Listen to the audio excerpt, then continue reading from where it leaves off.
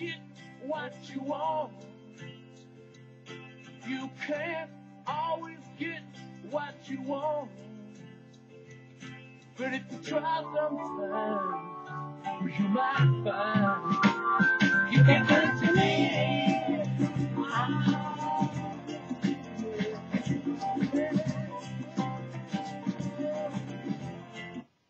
All right, guys. Hi, this is Tori and Mr. Anonymous. Hang on one second. I think I just stopped it. No, I didn't. All right. Good job. Here he is, Mr. Anonymous. You haven't seen him in a while, from Norway. Hang on. Anyway, this is a video. Today's the 5th of May. And this is a video, a couple of people have asked me to talk about a couple of things, so I'm going to. One of them has to do with, well, there's a couple of different things. One has to do with regret. I was telling a friend of mine today who's losing someone that he dearly loves, and he was feeling even worse about some other things. And I said, you know, I don't believe in regret. I don't. And people have asked me that all the time. Like, do you regret, you know, wasting all these years in Scientology? And it's like, no. I mean, it happened. It's part of my life. It's who I am right now because of what happened there. You know, and that's just the way it is. And I was kind of raised that way, and I told him that. You know, my mom was really big on, you can't really change yesterday. It already happened. And you can't really, you know, tomorrow's going to come, hopefully. But today's right now. You know, right now you can do things, cool or not, depending on what you do, you know, with your life. And it really, really makes a difference.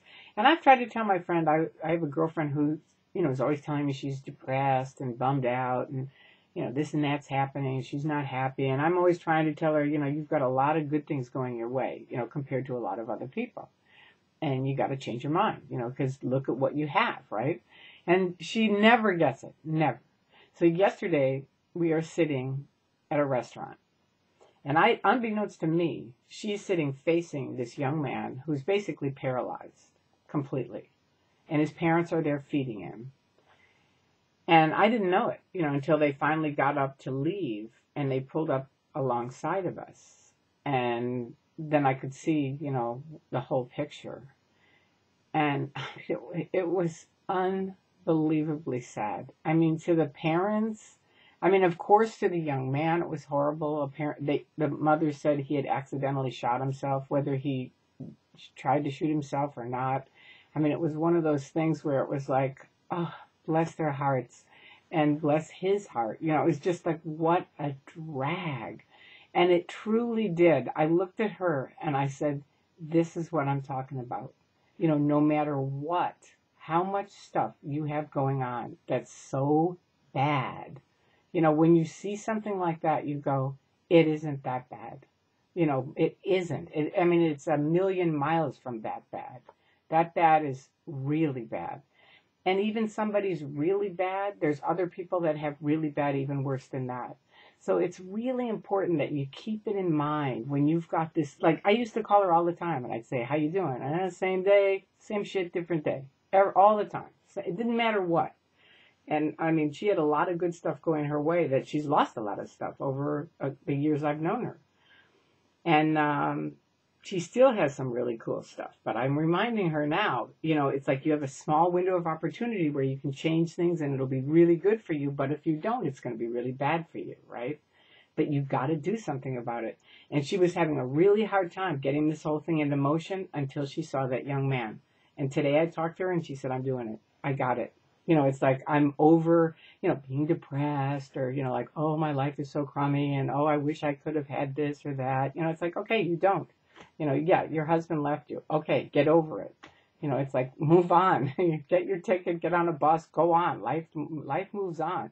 You know, there's not, I guess I learned it because my dad died when I was 22, you know, and he just dropped over dead. He had a heart attack. He had a full physical from NBC. They said he's totally healthy. He's totally fine. He's going to, you know, everything's great. He walked in the door, had a heart attack. He was dead. That was it. And it was like, wow. You know, it really taught me somebody can be like in your life and then they're gone. And it's like, you know, so, you know, that expression, life is in you today, take it. It's so true. And so people have written me and said, please tell us, you know, how at your age you have so much energy. And I think part of how I have energy is that I don't keep running those pictures of I should have, I could have, I would have, what if, you know what I mean? That kind of stuff. It's like, it's such a burden. I do keep a journal. I told you guys that. And that's the kind of stuff I put in my journal. If I feel, I'm not saying I don't feel it, but I put it in my journal. It's like I write until it's done. And then that's it, you know, because it's like, that's all that, you know, and I have journals from when I was literally in college. I have journals. And people, I've told you guys this, and people are like, ooh, wow, I bet there's a lot of cool stuff in that. No, it isn't. It's just a bunch of shit. You know, it's just, if you read it, you'd go, my God. You know, and it's the same repetitive crap. You know, I need to exercise. I need to lose weight. You know, whatever. It's just like, it's so nothing. But it's stuff that it's like heavy on your head. And so it's not that I don't, and I have lost weight, and I do need to exercise, and I'm starting to.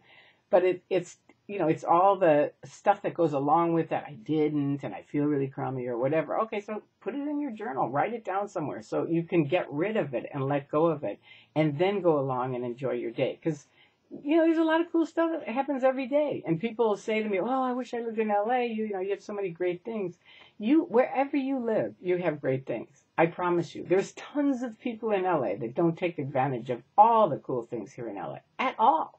You know, because you get into, I call it a hamster routine, and you do the same thing over and over every week, every weekend, and it's just like nothing changes. And then you wonder why your life is so boring or dull, or, you know, I wish I could be this or that. But it's like a lot of stuff is in, you know, it's that old expression, you know, it's the grass is always greener on the other side. It's very, very true. So it's like, go out and enjoy your grass and find your grass and have fun at it, because today's a good day to have a good time. So that's my theory, and that's why I think I have energy, because I try not to get into, and I have a bunch of stuff that I could really get bummed out about. Believe me, I do. But it is what it is. I am who I am. You are who you are, and you got to work around your plus points and your minus points, or however you call it. That's an old Scientology, plus points, minus points. But, you know, your goodness or your badnesses, or your defaults and the things you're really good at. All of us have things that we're good at this, but we're not good at that.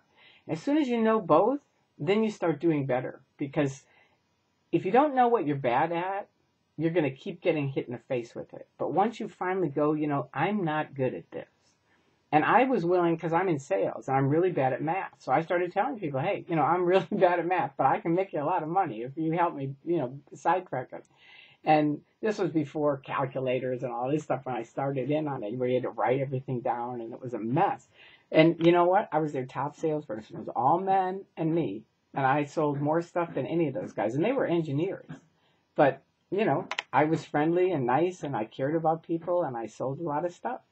But I knew I wasn't good at that one end of it. So I'd call into my supervisor, and he'd side check it, and we'd change it and adjust it. There you go. You know, but that's like one of my faults. But I know that.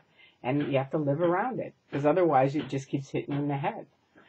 So anyway, there you go. I hope you have a fantastic weekend. It's a fun time. I'm going out right now to see one of my friends. And peace. I love you guys, and I hope you have an excellent day. Come and tell me what you did. Bye-bye.